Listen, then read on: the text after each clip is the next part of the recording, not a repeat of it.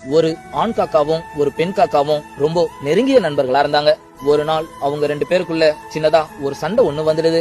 இதனால ரொம்ப கோபமான அந்த பெண் காக்காவும், நம்ம கொஞ்ச நாளைக்கு அவன் கிட்ட பேசாம இருந்தாதான் அவனுக்கு நம்மளுடைய அருமை என்னன்னு புரியும் அப்படின்னு சொல்லி அந்த ஆண் காக்கா கிட்ட கொஞ்ச நாள் பேசாமலேயே இருக்கு. அந்த ஆண் காக்கா கிட்ட பேசாம இருக்கிற ஒவ்வொரு நாளும் அந்த பெண் காக்கா என்ன நினைக்கும்னா, இன்னைக்கு அவன் கண்டிப்பா நம்மள நினைச்சு ரொம்ப ஃபீல் பண்ணிருப்பான், இருக்கட்டும் நம்மள நினைச்சு இன்னும் அதிகமா ஃபீல் பண்ணட்டும், அவனை பார்க்க எனக்கே கொஞ்சம் கஷ்டமா தான் இருக்கு, இருந்தாலும் என்னுடைய அருமை என்னன்னு அவனுக்கு புரியணும், சரி நாளைக்கு ஒரு நாள் பாப்போம் அப்படின்னு சொல்லிட்டு அது உணவு எடுக்கிறதுக்காக அந்த பெண் காக்காவும் போகுது. அப்படி அந்த பெண் காக்கா உணவு எடுக்கலான்னு போறப்ப அப்ப அந்த ஆண் காக்கா இன்னொரு பெண் காக்கா கிட்ட ரொம்ப சந்தோஷமா பேசிட்டு இருக்கிறத பார்த்த அந்த பெண் காக்கா கடைசியில கண் கலங்கி போய் நிக்குது. பாவம் அந்த பெண் காக்காவுக்கு அப்பதான் ஒரு விஷயமே புரியுது. நான் அவன் கிட்ட பேசலனாலும் அவன் சந்தோஷமா தான் இருக்கான், நான் அவன் கிட்ட பேசலனா அவன் ரொம்ப கஷ்டப்படுவான்னு நினைச்சு கடைசியில என்னையே ஏமாத்திக்கிட்டு இருந்திருக்கேன்.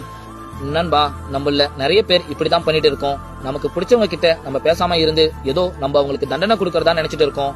ஆனா போக போக தான் அது உங்களுக்கே புரியும், நம்ம பேசலனாலும் அவங்க ரொம்ப சந்தோஷமா தான் இருக்காங்கன்னு. அப்படி ஒரு வேலை மட்டும் நீங்க ஃபீல் பண்ணிட்டீங்கன்னா கண்டிப்பா சொல்றேன், அவங்களுக்கு நீங்க முக்கியமே இல்லைன்றத தயவு செஞ்சு புரிஞ்சுக்கோங்க. இந்த குட்டி ஸ்டோரி பிடிச்சிருந்தா மறக்காம லைக் பண்ணுங்க.